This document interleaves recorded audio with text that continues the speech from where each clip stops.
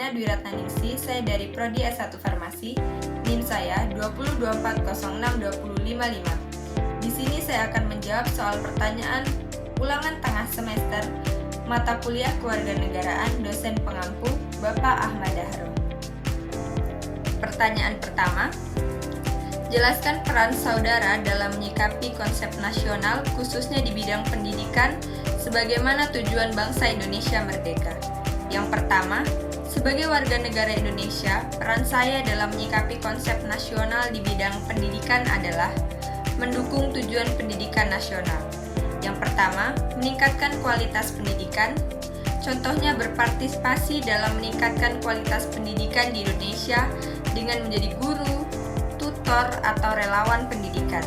Yang kedua, menyebarkan pengetahuan. Contohnya, berbagi pengetahuan dan pengalaman dengan orang lain untuk meningkatkan kesadaran dan pemahaman tentang pentingnya pendidikan. Mengamalkan nilai-nilai nasional. Yang pertama, membangun kesadaran nasional.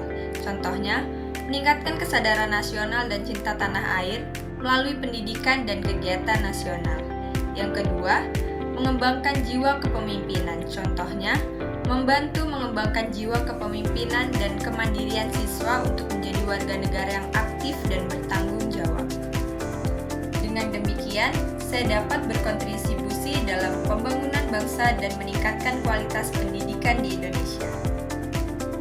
Yang kedua, dalam lingkup skala nasional, kita mengenal wawasan Nusantara.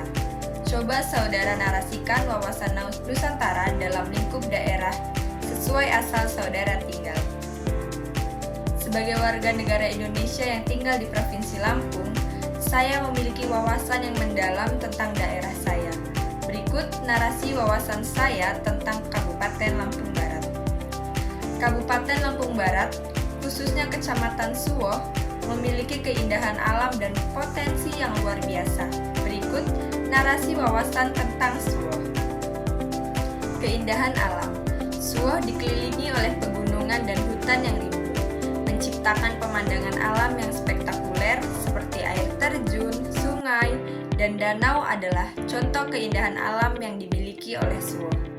Potensi wisatanya, Suwoh memiliki potensi wisata yang besar, mulai dari wisata alam hingga wisata budaya. Wisatawan dapat menikmati keindahan alam, mengunjungi desa-desa adat dan mengenal budaya lokal. Peluang pembangunan. Suwoh memiliki peluang pembangunan yang besar, terutama dalam sektor pariwisata dan pertanian. Dengan pengolahan yang tepat, Suwoh dapat menjadi destinasi wisata yang populer dan meningkatkan kesejahteraan masyarakat. Dengan demikian, Suwoh merupakan daerah yang memiliki keindahan alam, potensi wisata, dan masyarakat yang ramah. Dengan pengolahan yang tepat, Suwoh dapat menjadi daerah yang sejahtera dan makmur. 3.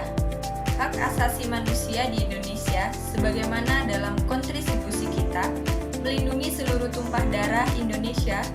Coba saudara terangkan dengan singkat tentang hak-hak wanita dan anak dalam Undang-Undang RI tentang hak asasi manusia.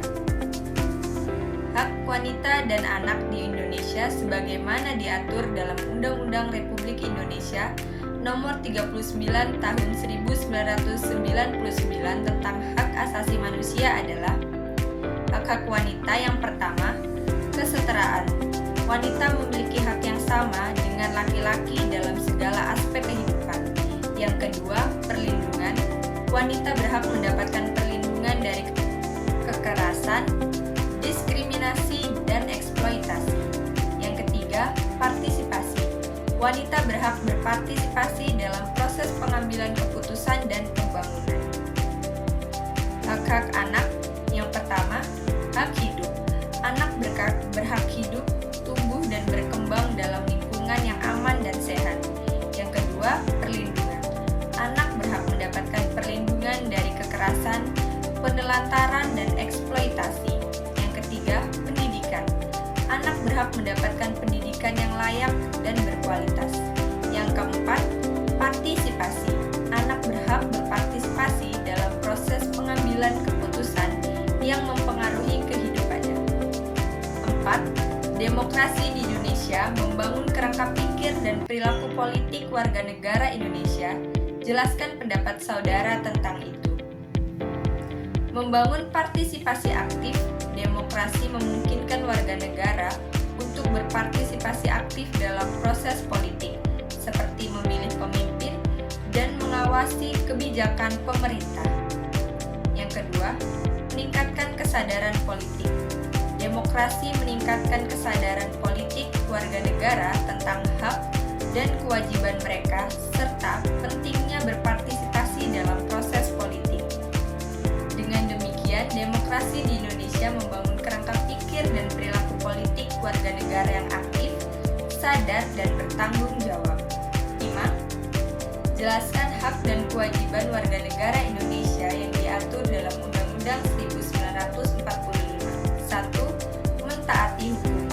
Warga negara wajib mentaati hukum dan peraturan yang berlaku. 2. Membela negara. Warga negara wajib membela negara dengan menjaga keutuhan NKRI. Yang ketiga, mengikuti pendidikan. Warga negara wajib mengikuti pendidikan dasar. Dengan demikian, Undang-Undang Dasar 1945 mengatur hak dan kewajiban warga negara Indonesia untuk hidup dalam negara yang demokrasi dan berkeadilan. 6. Jelaskan apa yang dimaksud negara.